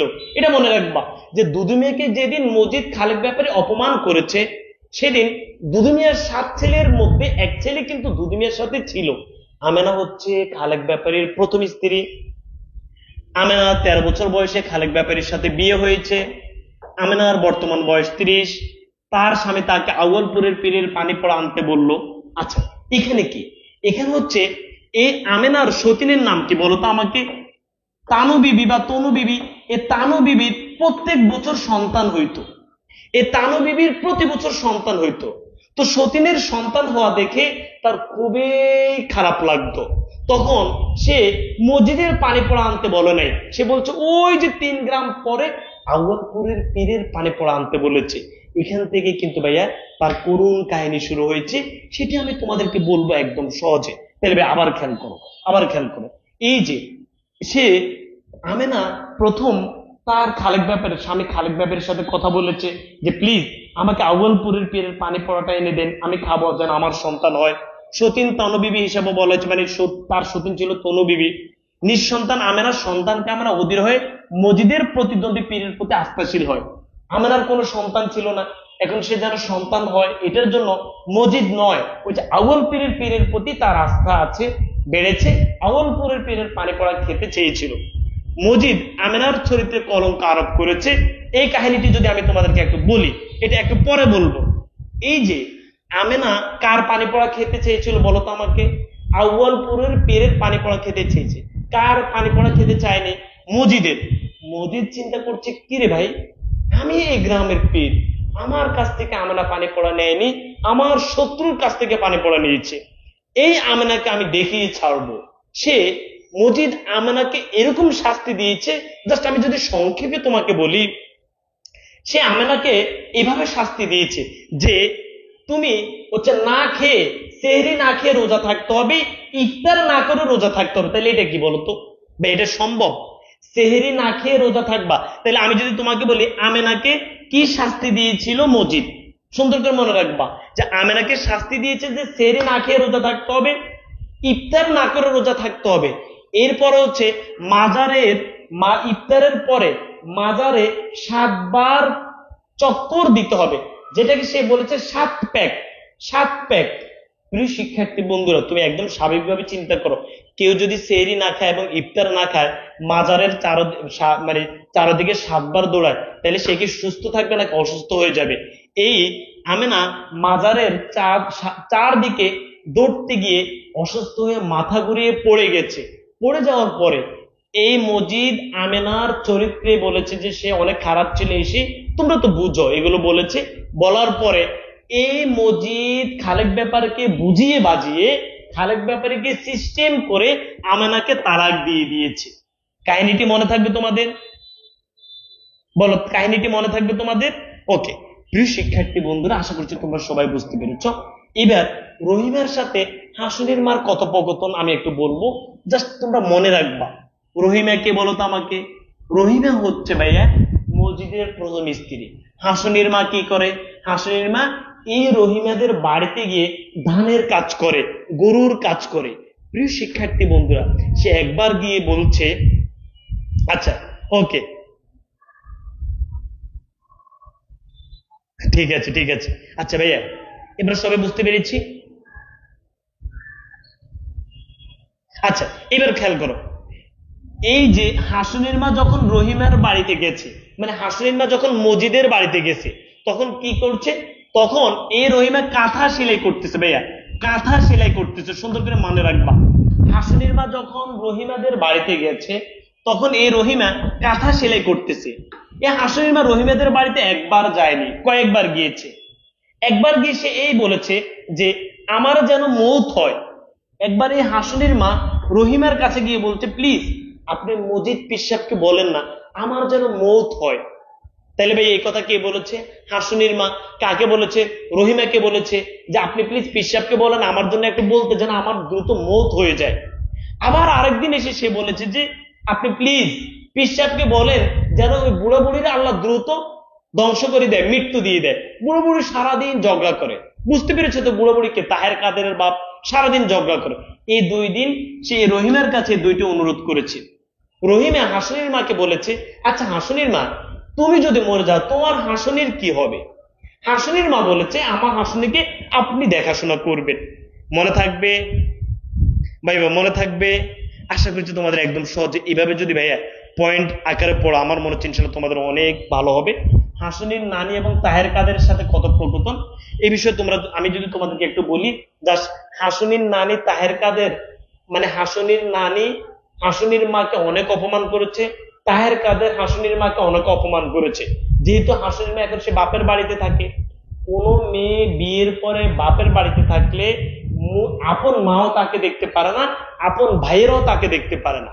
এই হাসুনির মা তার বাপের বাড়িতে থাকার কারণে তার ভাইয়েরাও তাকে অনেক অপমান করেছে, তার মাও তাকে অনেক অপমান করেছে, তার বাবাও তাকে নির্যাতন করেছে, সেটি কিন্তু তোমরা ইতিমধ্যে জেনেছ। ওকে, মজিদ এবং রতনের বাপ, সেটি তোমরা জানো যে এখানে কি হয়েছে। মজিদ এবং রতনের বাপ, এখানে হচ্ছে যে বিচার যেটি হয়েছে, এখানে যে মজিদ এবং রতনের বাপের যে ব্যাপার স্যাপার যে বিচার হয়েছে, যে বিচার আপনি মেয়ের থেকে কি করতে হবে, মাপ চাইতে হবে, আর মাজারে 5 পয়সার সিন্নি দিতে হবে। এই পর্যন্ত তোমরা সবাই বুঝতে পেরেছো মজিদ এবং রতনের বাপের কথোপকথন। রতনের বাপ হাসিনের মাকে প্রহার করেছে, সেটি কিন্তু তোমরা সবাই জানো। এরপর হচ্ছে তাহের কাদেরের বাপের বিচার বৈঠক, সেটাও তোমরা জানো। আউয়ালপুর গ্রামের নতুন পীর, এখন আমরা এই বিষয়টি জানবো। খুবই গুরুত্বপূর্ণ ভাইয়া, সবাই এই পয়েন্টের নাম খেয়াল করো। ওই যে ভাইয়া আউয়ালপুর একটা গ্রাম আছে, সেখানে নতুন একজন পীর সাহেব এসেছেন। কাহিনীটা কি খেয়াল করো। 3 গ্রাম পরে একজন পীর সাহেব আসলো। আউয়ালপুর গ্রামটি মোহাম্মদনগর গ্রামের 3 গ্রাম পরে ইউনিয়ন বোর্ডের প্রেসিডেন্ট মতলুব খাঁ।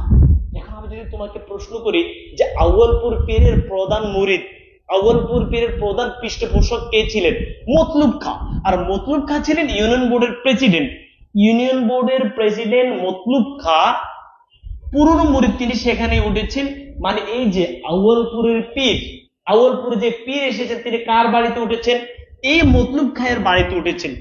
পীর সাহেবের যথেষ্ট বয়স হলো, মসজিদের মাজারে লোক আসা যাওয়া প্রায় থেমেই গেছে। মানে যখন আউয়ালপুর গ্রামে পীর এসেছে, তখন এখন মানুষের মসজিদের মাজারে যায় না, মানুষ 3 গ্রাম পরে আউয়ালপুরের পীরের কাছে যায়। রহিমের সাথে মজিদ এ নিয়ে একটা কথা বলেছে, কারণ মজিদের মন অনেক খারাপ। কোন পুরুষের মন খারাপ হলে স্ত্রীর সাথে শেয়ার করে, এই মজিদও স্ত্রীর সাথে এই বিষয় নিয়ে শেয়ার করেছে। আজও অপরাহ্নে মানে বিকেলে, আজও বিকেলে মজিদ দেখলো যে মতিগঞ্জ সড়ক, এই সড়কের নামটা একটু মনে রাখবা।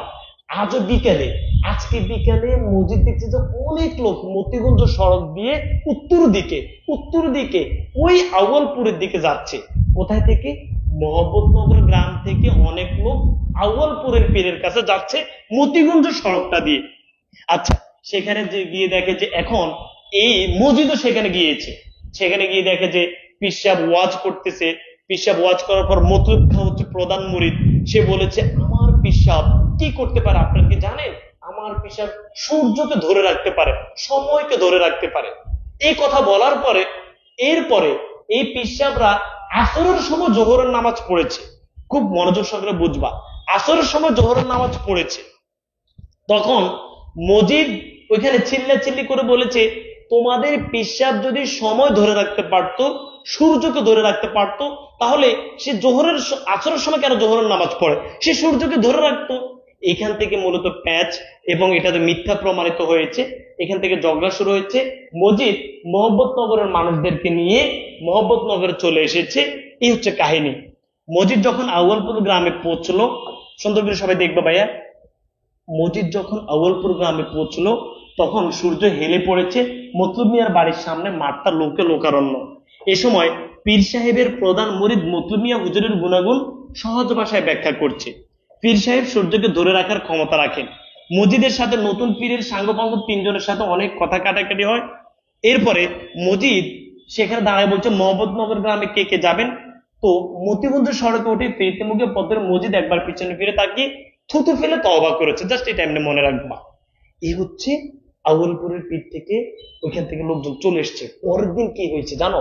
পরের দিন আউয়ালপুরে মোহাম্মদনগরের কিছু যুবক আউয়ালপুর গ্রামে হামলা করেছে। কিভাবে হামলা করতে গিয়ে কিন্তু ভাই হামলা করতে পারেনি, আরো মায়ের খেয়ে চলে এসেছে। আবার বলছি, পরের দিন এই যে মজিদরা চলে এসেছে, পরের দিন আউয়ালপুর গ্রামে মোহাম্মদনগর গ্রামের কিছু যুবক আউয়ালপুর গ্রামে হামলা করেছে। হামলা করতে গিয়ে আরো বেশি মায়ের খেয়েছে, সেটা এখন আমরা দেখব। পরের দিন দুপুরে একদল যুবক মজিদকে না জানিয়ে একটা জিহাদি জোশে বলিয়ান হয়ে পীর সাহেবের সবাইকে উপস্থিত হলো। পরে তারা বড় শহরটার উত্তর দিকে না গিয়ে দক্ষিণ দিকে গেল। মানে গিয়ে তখন তারা সেখানে ভালো মানের মায়ের খেয়েছে। মায়ের খাওয়ার পর তারা উত্তর দিকে না গিয়ে দক্ষিণ দিকে গেল। এখন তোমার বুঝবে দক্ষিণ দিকে কি? মনে রাখবা দক্ষিণ দিকে ছিল হাসপাতাল। দক্ষিণ দিকে ছিল হাসপাতাল, উত্তর দিকে যায় না। দক্ষিণ দিকে কেন গেছে? দক্ষিণ দিকে ছিল হাসপাতাল, কারণ তারা প্রচুর পরিমাণে মায়ের খেয়েছে। ওকে, এরপর ভাইয়া করিমগঞ্জে একটা হাসপাতাল আছে। দক্ষিণ দিকে হচ্ছে করিমগঞ্জ আর করিমগঞ্জ হাসপাতাল, দক্ষিণ দিকে হচ্ছে করিমগঞ্জ আর করিমগঞ্জ হচ্ছে হাসপাতাল। কালো মিয়া নামে একটা লোক ছিল, সে প্রচুর পরিমাণে মায়ের খেয়েছে। আমি কি বুঝাতে পেরেছি? কালো মিয়া নামে একটা লোক ছিল, সে প্রচুর পরিমাণে মায়ের খেয়েছে। ওকে প্রিয় শিক্ষার্থী বন্ধুরা, এই ছিল আউয়ালপুর গ্রামের যুবকের একদল যুবকের হামলা। এরপর হচ্ছে ভাইয়া খালেক ব্যাপারীর স্ত্রী আমেনার পানি পড়ার কাহিনীটা আমি তোমাদেরকে বলবো। ওই যে আমেনা কোথায় থেকে পানি পোড়া আনতে বলেছে? আউয়ালপুরের পীর। এখন কে পানি পোড়া আনবে? খালেক ব্যাপারী তো সেখানে যেতেই পারবে না, কারণ খালেক ব্যাপারী মজিদ বন্ধু বন্ধু সম্পর্ক, এবং সে মাতব্বর, সে কি ওখানে যাওয়া খাটে না। তো কি হয়েছে সেটা তোমরা শুনো ভাইয়া। আমেনা ব্যাপারীকে বললো পীর সাহেব থেকে পানি পড়া এনে দিন। আমেনার স্বামী খালেক ব্যাপারী, তো সে খালেক ব্যাপারীকে বলছে পানি পড়া আনাই দিত। খালেক ব্যাপারী তো নতুন পীরের কাছে যেতে পারবে না। ওকে, এখন সে কি করেছে, খালেক ব্যাপারী তার দ্বিতীয় স্ত্রীর ভাই ধলা মিয়াকে বললো পানি পোড়া এনে দিতে। সুন্দর করে এটা মনে রাখবা, খালেক ব্যাপারী কাকে পানি পোড়া আনতে বলেছে? তানু বিবি আছে না ভাইয়া, তানু বিবি, তানু বিবির ভাই, তানু বিবির ভাই, তানু বিবির ভাই হচ্ছে দলা মিয়া, তানু বিবির ভাই হচ্ছে দলা মিয়া, দলা মিয়াকে পানি পোড়া আনতে বললো। ওকে, আচ্ছা, এই দলা মিয়া কিন্তু আউয়ালপুরের পীরের কাছে যায়নি, এই দলা মিয়া মসজিদের কাছে গিয়ে কথাটা বলে দিছে। সেখান থেকে ওই যে কাহিনীগুলো হয়েছে, এরপর তালাক, মায়ের চরিত্র কলঙ্ক সবকিছু হয়েছে। আচ্ছা, দলা মিয়া নতুন পীর সাহেবের কাছে যায়নি, গেল মসজিদের কাছে। তানু বিবি হলো আমেনার সতীন।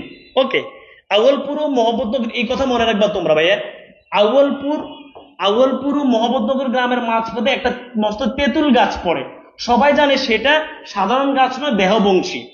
আউয়ালপুর গ্রাম এবং মোহাম্মদনগর গ্রাম, এই দুই গ্রামের মাঝখানে তো আরো 3টা গ্রাম আছে। এখানে মাঝখানে একটা তেঁতুল গাছ আছে। এই তেঁতুল গাছের ভয়ে রাতে দলা মিয়া যায়নি, কারণ যদি গেলে এই তেঁতুল গাছ খেয়ে ফেলে। আমরা স্বাভাবিকভাবে মাঝে মাঝে কিছু গাছকে ভয় পাই, এরকম বিষয়টা আর কি। তো দলা মিয়া আর আউয়ালপুরের পীরের কাছে যায় নাই রাতে, সে মসজিদের কাছে গেছে। এই হচ্ছে কাহিনী। তানু বিবির, ভাই এটা খেয়াল করো, তানু বিবি ফি বছর মানে প্রত্যেক বছর আসতো সন্তান জন্ম দিতে দেখে বড় বিবির আর সহ্য হয়নি। তানু বিবি প্রত্যেক বছর সন্তান জন্ম দেয়, এটা দেখে আমেনার আর সহ্য হয়নি। এ কারণে সে একটা সন্তানের মা হতে চেয়েছিল। এখান থেকে তার জীবন একবার শেষ। আচ্ছা, তোমাদেরকে ভাইয়া বলেছে হাসানির না ভাইয়া, কেন হাসনির নানি মারা গেছে।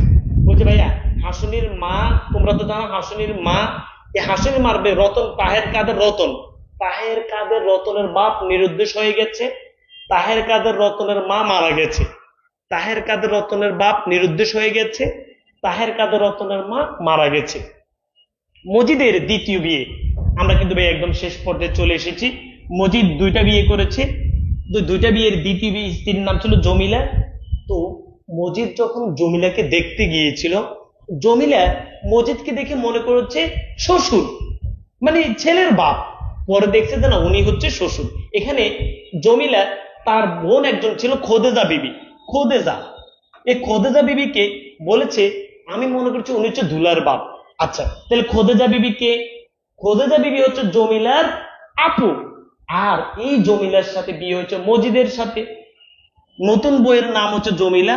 জমিলাকে পেয়ে রহিমার মনে শাশুড়ির ভাব জাগে। তোমরা তো সবাই বুঝতে পেরেছ যে ভাইয়া রহিমা হচ্ছে জমিলার সতীন, বাট রহিমা অনেক বড়, জমিলা একদম বয়স কম। আচ্ছা, সর্বশেষ তোমাদেরকে ভাই একটা কাহিনী বলবো। এক বুড়ি মাজারে এসে আর্তনাদ করেছে, এই কাহিনীটি মনে রাখবা। এক বুড়ি মাজারে এসে আর্তনাদ করেছে। কি আর্তনাদটি সেটা এখন আমরা দেখি। মাথায় সোনের মতো চুল, এই এই এই জিনিসটা তোমরা এখন মনে রাখবা। মাথায় সোনের মতো চুল ওয়ালা খ্যাংটা বুড়ি মাজারে এসে কান্নাকাটি করতেছে। মাথায় সোনের মতো চুল, সোনের মতো চুল মানে কি? ক্ষুদ্র গাছ বা গাছের আঁশ, লেখো ক্ষুদ্র ক্ষুদ্র গাছ বা গাছের আঁশ, ক্ষুদ্র গাছ বা গাছের আঁশ। এরকম বুড়ি আছে না ভাইয়া, এরকম একজন বুড়ি মাজার এসে প্রচুর কান্নাকাটি করতেছে। এখন তুমি আমাকে বলো ভাই কেন? কারণ হচ্ছে তার 7 কুলে কেউ নেই, এখন নাকি একমাত্র ছেলে জাদুও মরে গেছে। তার কেউ ছিল না, শুধু একটা ছেলে ছিল, ওই ছেলেটাও নাকি মরে গেছে। সে এই কারণে মাজারে এসে কান্নাকাটি করতেছে আর আল্লাহকে বলতেছে আল্লাহ কেন আল্লাহ এরকম করছে। এসে অনেক কথা বলেছে। সর্বশেষ তার ওই যে মহিলাদের এরকম যে শাড়ির এখানে টাকা পয়সা থাকে, তো 5 পয়সা বের করে মসজিদের দিকে ছুঁড়ে মেরে সে চলে গেছে। কত পয়সা ভাইয়া? 5 পয়সা। 5 পয়সা বের করে মসজিদের দিকে ছুঁড়ে মেরে সে চলে গেছে। এই হচ্ছে এক বুড়ির আর্তনাদের কাহিনী। প্রিয় শিক্ষার্থী বন্ধুরা, পুরো লাল সালু যদি তুমি এই কাহিনীটি মনে রাখো, বিশ্বাস করো তুমি পুরো লাল সালু একদম সহজে মনে রাখতে পারবা, এবং এর বাইরে কোনো প্রশ্নই নেই। আমি যদি তোমাকে আরেকবার একটু বিষয়টি বলি, যে বিষয়টি হচ্ছে ভাইয়া, এই হচ্ছে মোহাম্মদনগর গ্রাম, হচ্ছে মতিগঞ্জ সড়ক, এই 3টা গ্রাম পরে হচ্ছে আউয়ালপুর, এখানে হচ্ছে ভাইয়া করিমগঞ্জ, এটা হচ্ছে ভাইয়া দক্ষিণ দিকে করিমগঞ্জ, উত্তর দিকে হচ্ছে আউয়ালপুর, এখানে মাঝখানে একটা তেঁতুল গাছ আছে। এই হচ্ছে মূলত কাহিনী। আর এরা ছিলেন, কারা কারা ছিলেন ভাই খেয়াল করো তো। ছিলেন মজিদ, ছিলেন রহিমা, জমিলা। মজিদ হচ্ছে ভাইয়া মাজারের পীর, বন্ড পীর। রহিমা হচ্ছে প্রথম স্ত্রী, জমিলা হচ্ছে দ্বিতীয় স্ত্রী। মোদাসির পীর হচ্ছে ভাইয়া ওই মাজারের যার নামে হয়েছে তিনি হচ্ছেন মোদাসির পীর, এটির অর্থ হচ্ছে নাম না জানা। এরপর ভাইয়া খালেক ব্যাপারী, খালেক ব্যাপারী হচ্ছেন মাতব্বর। দেখো পুরোটা তোমার মুখস্থ হয়ে যাবে এখন। খালেক ব্যাপারী হচ্ছে মাতব্বর, আমানা হচ্ছে খালেক ব্যাপারীর প্রথম স্ত্রী, তনু বিবি হচ্ছে ভাইয়া খালেক ব্যাপারীর দ্বিতীয় স্ত্রী, আকাশ হচ্ছে এই মোদাব্বর মিয়ার ছেলে। আকাশ শিক্ষিত ছেলে, একটা স্কুল প্রতিষ্ঠা করতে চেয়েছিল, কাহিনীগুলো আমি বলেছি। তাহের কাদেরের বাপ, তাহের কাদের বাপ, এরপর হচ্ছে ভাইয়া রতন, তাহের কাদের, হাসুনির মা, পুরোটা কাহিনী আমি তোমাদেরকে বলেছি। দুদু মিয়ার কথা বলেছি, দুদু মিয়ার 7 ছেলে ছিল, কি কাহিনী হয়েছে সেটি বলেছি। মতলুব খার কথা বলেছি, মতলুব খাকে ওই যে আউয়ালপুর গ্রামে যে পিসাব এসছে, এই পিসাবের প্রধান মুরিদ বা এই পিসাব যার বাড়িতে উঠেছে তিনি হচ্ছেন মতলুব খা, ইউনিয়ন বোর্ডের প্রেসিডেন্ট। আচ্ছা, এই যে মাতাবর রেহান আলী, কালুমতি এবং সলোমনের বাপ, এরা কোথায় ছিল? ওই যে মজিদ যখন মোহাম্মদনগর গ্রামে এসেছে, এসে যখন সে মানুষকে তিরস্কার করতেছে, এই খালেক ব্যাপারের বাড়িতে এরাও ছিল। দলামিয়া কে ভাইয়া বলো তো? দলামিয়া হচ্ছে এই তনু বিবির ভাই, দলামিয়া হচ্ছে তনু বিবির ভাই, খালেক ব্যাপারীর শালা। প্রিয় শিক্ষার্থী বন্ধুরা, খোদেজা বিবিকে, খোদেজা বিবি হচ্ছে জমিলার বোন, খোদেজা বিবি হচ্ছে জমিলার বোন, খোদেজা বিবি। এরপর সর্বশেষ ভাই এক বুড়ি আর্তনাদ করেছে। এই পুরোটা কাহিনী তোমার কাছে কি এখন সহজ লাগে না? আমাকে একটু মন থেকে বলো ভাইয়া, আল্লাহর রহমতে আমরা পারবো, একটু মন থেকে বলবো, যা বলবো বলো ভাইয়া।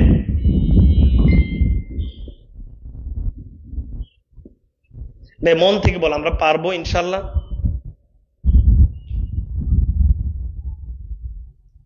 মন থেকে যতজন আছি, যে ভাইয়া মন থেকে আল্লাহর রহমতে আমরা ইনশাল্লাহ লাল সুলভ পারবো এখন। এরপরে সিরাজউদ্দৌলা ক্লাস কারা কারা করতে চাও সেটা একটু আমাকে কমেন্টস করে জানো, যে সিরাজউদ্দৌলা ক্লাস কারা কারা করতে চাও। প্রিয় শিক্ষার্থী বন্ধুরা, দেখি একটু কমেন্টসে জানো যে কারা কারা পারবে ইনশাল্লাহ।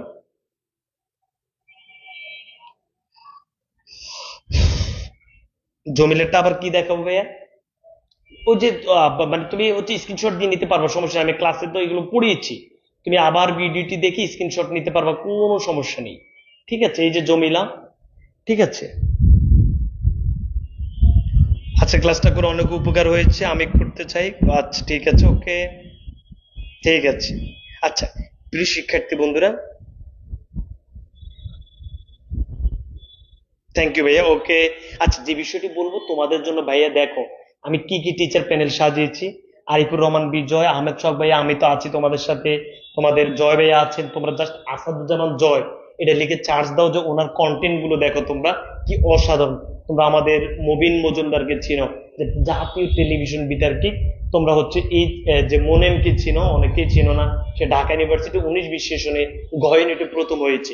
এই টিচার প্যানেলের পাশাপাশি তোমাদের জন্য আমি আলাদা সলভ টিম, তোমাদের সমস্যার সমাধানের জন্য সলভ টিম, এক্সাম টিম, একদম প্রত্যেকটি বিষয় আমি আলাদা আলাদা করে রেখেছি, যেন সেরা সার্ভিস পাও।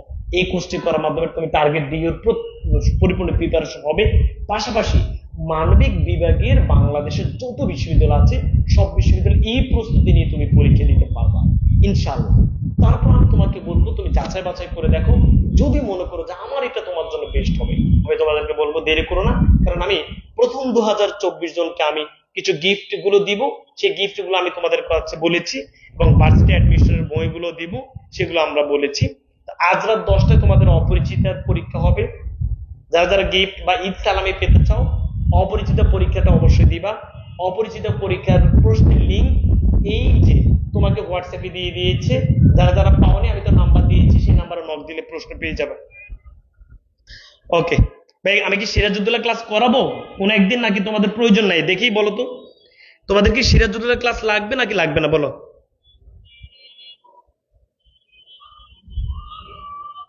মন থেকে ধন্যবাদ বলছো দিল সরে, ওকে।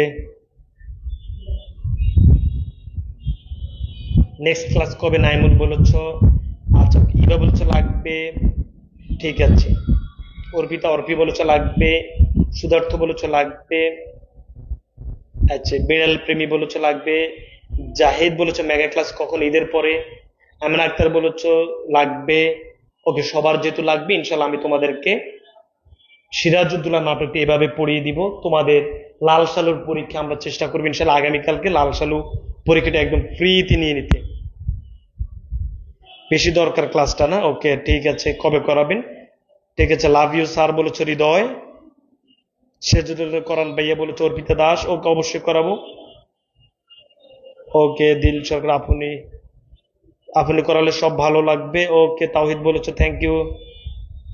সিরাজউদ্দৌলা কিছু বুঝে না পড়িয়ে দিন বলেছ মাকসুদ সরকার। অবশ্যই আমি বুঝতে পেরেছি তোমাদের ইনশাল্লাহ সিরাজউদ্দৌলা লাগবে। দেখা হবে তোমাদের সবার সাথে সিরাজউদ্দৌলা নিয়ে। আমি আবার বলছি, ব্যবসা শাখার শিক্ষার্থী এবং মানবিক বিভাগের শিক্ষার্থী গালিব ভাইয়াকে বিশ্বাস করে 100% ইনশাল্লাহ সেরা কিছু পাবা, এতটুকু ভাইকে বিশ্বাস করতে পারো। তোমার বন্ধু বান্ধব সবাইকে জানিয়ে দাও যে গালিব ভাইয়ের একটা কোর্স আছে বি ইউনিট এবং সি ইউনিটের জন্য, target DU B unit batch, target DU C unit batch.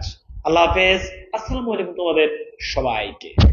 ও আচ্ছা, তোমাদের অপরিচিত পরীক্ষার রেজাল্ট হবে আজকে রাত 10টা থেকে 10টা 30 পর্যন্ত পরীক্ষা হবে। রেজাল্ট ঘোষণা করা হবে 21শে জুন। 21শে জুন। আসসালামু আলাইকুম তোমাদের সবাইকে।